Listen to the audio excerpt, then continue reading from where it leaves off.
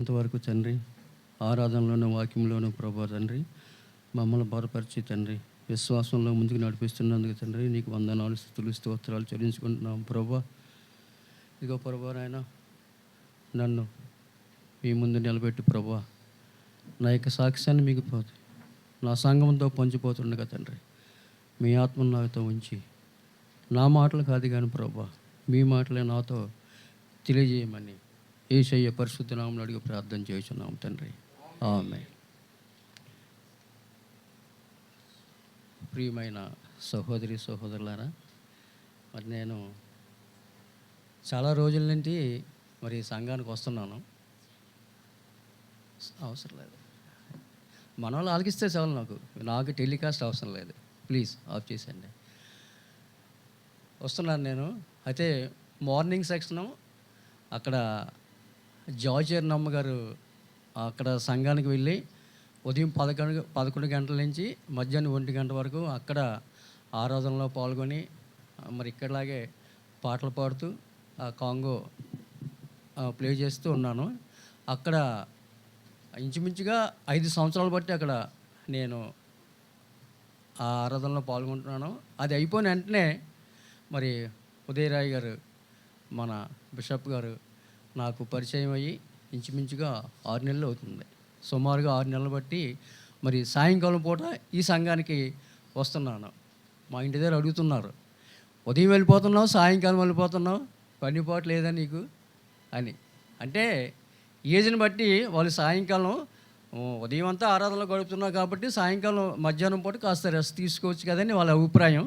అయితే నేనేమని చెప్తానంటే, ఆదివారం అది దేవునికి ఉద్దేశింపబడిన రోజు కాబట్టి దయచేసి ఆదివారం నన్ను పూర్తిగా ఆరాధనలోనే గడపనివ్వండి, దయచేసి మీరు నాకు ఇంక వేరే చెప్పొద్దు అని చెప్పి నేను ఇంటి దగ్గర వాళ్ళకి చెప్పి, అంటే ఇంటి దగ్గర 2 మనవలు ఒక చిన్న కిడ్డు ఉంది, అంటే వాళ్ళతో గడపొచ్చు కదా అంటారు వాళ్ళు. నేను 6 దినాలు నేను వాళ్ళతోనే గడుపుతున్నాను. 7వ దినం మరి ప్రభు సన్నిధిలో గడపాలి కాబట్టి మరి నన్ను ఆదివారం నాకు కాస్త శ్వాసనివ్వండి అని చెప్పేసి మరి ఉదయం సాయంకాలం మరి ఆరాధనలో మరి మీతో పాటు నేను కూడా ఉండి ఆ ప్రభువుని స్తుతించడానికి నాకు అవకాశం ఇస్తున్నందుకు దేవాదేవునికి వందనాలు తెలియజేస్తున్నాను. అయితే ఏదో పాడేస్తున్నాను, ప్రార్థన చేస్తున్నాను, అయ్యగారు తీసుకొస్తున్నారు, వెళ్ళిపోతున్నాం, కృష్ణపాల్ గారు మళ్ళీ తీసుకెళ్తున్నారు, శామ్యాల్ గారు తీసుకెళ్తున్నారు. ఇదంతా రొటీన్గా అయిపోతుంది కానీ అసలు నా జీవితం ఏంటో మీకు ఎవరికీ అర్థం అవ్వదు. నేను పోస్టల్ డిపార్ట్మెంట్లో పనిచేశాను 33 సంవత్సరాలు. యాక్చువల్గా నేను రోమన్ క్యాథలిక్ మిషన్కి చెందినవాడిని. ప్రభువు మరి నన్ను ఆ యొక్క విగ్రహారాధన నుంచి బయటికి తీసుకొచ్చి నన్ను రక్షింపజేసినందుకు దేవాదేవునికి వందనాలు చెల్లించుకుంటూ, ఒక్కసారి వెలిగించబడిన తర్వాత హెబ్రీలు రాసిన పత్రిక 6:4 ఎక్కడో నేను చదివినట్టు గుర్తు, ఒకసారి వెలిగించబడిన తర్వాత పరిశుద్ధాత్మను పొంది ఆయన్ని మరలా మనం సిలువ వేస్తే మరి ఆయనకి మా ప్రభువుని మనం అవమానించినట్టే ఉంటుంది. కాబట్టి వెలిగింపబడని మునుపు కొరింథీయులకు రాసిన పత్రిక 6:12 ఒక వచనం ఉంటుంది, అన్యాయస్తులు దేవుని రాజ్యంలోకి వారసులు కానేరని మీకు తెలియదా? మోసపోకడి, జారులైనను, విగ్రహారాధికులైనను, వ్యభిచారులైనను, ఆడంగితనము గలవారైనను, పురుష సంయోగులైనను, దొంగలైనను, లోబులైనను, త్రాగుబోతులైనను, దోషకులైనను, దోచుకున్న వారైనను దేవుని రాజ్యమునకు వారసులు కానేరరు. వెలిగింపబడిన మునుపు దీంట్లో ఎన్నెన్నైతే ఇక్కడ ఉదాహరణలు చెప్పారో చాలా మట్టుకు నా జీవితంలో ఇవన్నీ కూడా దీంట్లో ఇంచుమించు ఆల్మోస్ట్ అన్నీ కూడా నేను అనుభవించిన వాడినే. అయితే దాని తర్వాత ఏమంటారంటే, మీలో కొందరు అట్టివారే ఉంటిరి కానీ ప్రభు యేసు క్రీస్తు నామమున మన దేవుని ఆత్మయందు మీరు కడగబడి పరిశుద్ధపరచబడిన వారై నీతిమంతులుగా తీర్చబడిరి. దేవుడు తన స్వరక్తం ఇచ్చి ఈ యొక్క వ్యసనాల నుంచి నన్ను మరి కడిగి నన్ను రక్షణలోకి నడిపించి ఈరోజు మరి ఆ సంఘంలో ఉన్న నీతిమంతులు ఎవరైతే ఉంటారో వాళ్ళతో పాటు నేను మరి పాలిభాగస్లో ఉన్నందుకు మరి దేవదేవునికి వందనాలు చెల్లిస్తూ 1997 సంవత్సరం నేను అనకాపల్లిలో పనిచేస్తున్నప్పుడు అప్పటికే అంటే త్రాగుడు అలవాటైంది, సిగరెట్ అలవాటైంది, ఇంకా రకరకాల వ్యసనాలు నా జీవితంలో ఉన్నాయి. ఒక్క అలవాటు లేనిదంటూ ఏమీ లేదు. అటువంటి పరిస్థితుల్లో నేను పనిచేస్తున్నాను. పనిచేసినప్పుడు ఒక రిటైర్డ్ టీచర్ గారు మా ఆఫీస్కి వచ్చి, ప్రసాద్ గారు, నేను రిటైర్డ్ అయ్యాను కాబట్టి థ్యాంక్స్ గివింగ్ మీటింగ్ ఒకటి మా ఇంట్లో పెట్టుకుంటున్నాం, దేవునికి కృతజ్ఞతలు తెలుపుకుంటూ నేను హ్యాపీగా రిటైర్ అయ్యాను కాబట్టి మరి మీరు పాటలు పాడతారని నాకు తెలుసు, మీరు వాయిద్యాలు వాయిస్తారని నాకు తెలుసు కాబట్టి మీరు మా ఇంటికి వచ్చి ఆ కూడికలో పాల్గొని మరి మీరు పార్టిసిపేట్ చేయండి అని చెప్పి నాకు సాయంకాలం 5 గంటలకి, అంటే ఆఫీస్ ఇంకా 6 గంటలకు అవుతుంది, 5 గంటలకు వచ్చి నాకు చెప్పినప్పుడు సరే బ్రదర్ తప్పకుండా వస్తాను అని చెప్పి ఆయనతో చెప్పాను.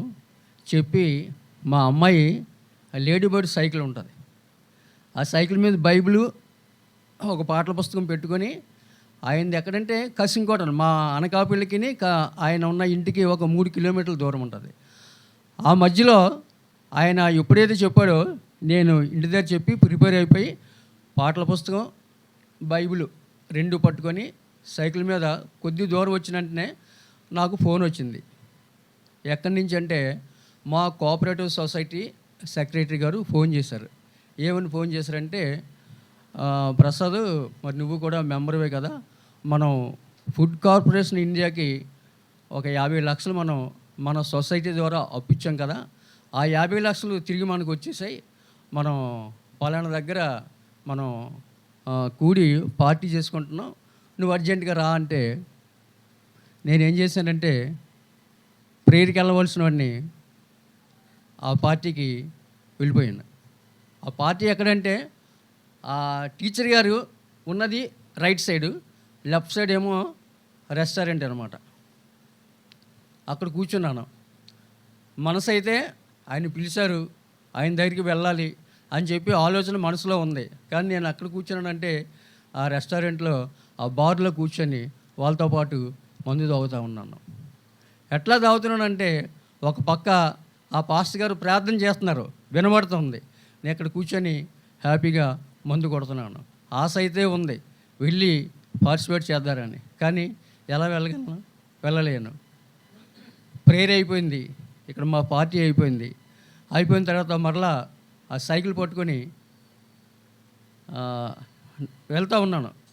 బైబిలు నాది క్యారేజ్లో పెట్టుకొని మళ్ళీ సైకిల్ మీద వెళ్తూ ఉంటే అది ఆ రోడ్డు ఎట్లా ఉంటుందంటే NH5, మనం కన్ను మూసి కన్ను తెరిచే లోపల ఒక 50 లారీలు ఇటు, ఒక 50 లారీలు అటు వెళ్ళిపోతాయి.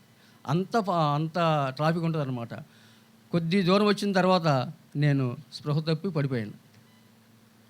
పడిపోయిన తర్వాత మరి మీరు ఇది దేవుని అంటే మీరు నమ్ముతారో నమ్మరో నాకైతే తెలియదు, కానీ పడిపోయిన 2 నిమిషాల్లో ఒక వ్యక్తి వచ్చి నన్ను లేపి నా బైబిలు నా పాటల పుస్తకం క్యారేజ్ మీద పెట్టి ఆయన ఒకే ఒక మాట అన్నారు, బాబు ఎందుకు అలా తాగేస్తావు, మానేవచ్చు కదా, లేచి జాగ్రత్తగా ఇంటికి వెళ్ళు అన్నారు. తిరిగి వెనక్కి అటు ఇటు చూశాను. ఆ తెల్లని వస్త్రాలు ధరించిన వ్యక్తి మరలా నాకు కనబడలేదు. కనబడపోయేసరికి నాకు ఒళ్ళంతా అక్కడికక్కడే చెమటలు పట్టేసి నేను ఇంక ఈ సమయంలో ఇంటికి వెళ్ళలేను అని చెప్పి ఆ పక్కనే మా సిస్టర్ కజిన్ ఒక ఆయన ఉంటే ఆవిడ దగ్గరికి వెళ్ళి ఆయన నైటు అక్కడ ఉండిపోయి తెల్లవారుజామున వెళ్ళిన తర్వాత మా పాస్టర్ గారికి ఫోన్ చేసి మా పాస్టర్ గారికి వెళ్ళి డైరెక్ట్గా మాట్లాడాను నేను. పాస్టర్ గారు అండి ఇలా జరిగింది సంగతి అంటే ఆయన, రేపు పిచ్చోడా, ప్రభు నిన్ను లేపారురా, ఇంకా నువ్వు ఆ వ్యసనాలకు బానిస అయిపోయి అలాగ ఉంటే బాగోదు. ప్రభువే స్వయంగా నిన్ను లేపారు కాబట్టి నీ పరిస్థితి ఇంకా నువ్వు చక్కదిద్దుకొని మరి చక్కగా ఉండు అని చెప్పేసి ఆ రోజు ఆయన చెప్పడం జరిగింది. దాంతో ఆయన ఎప్పుడైతే ఆ రోజు అలాగా చెప్పారో ఆ రోజు నుంచి నేను సిగరెట్ తాగడం మానేశాను, మందు తాగడం మానేశాను, అన్నీ ఆ ఒక్కరోజులోనే బంద్ చేశాను. కానీ ఆఫీస్లో ఆ స్టాఫ్ అంతా కూడా ఈ పార్టీలు ఎప్పటికప్పుడు అలా పార్టీలు జరుగుతూ ఉంటే నన్ను పిలిచేవారు.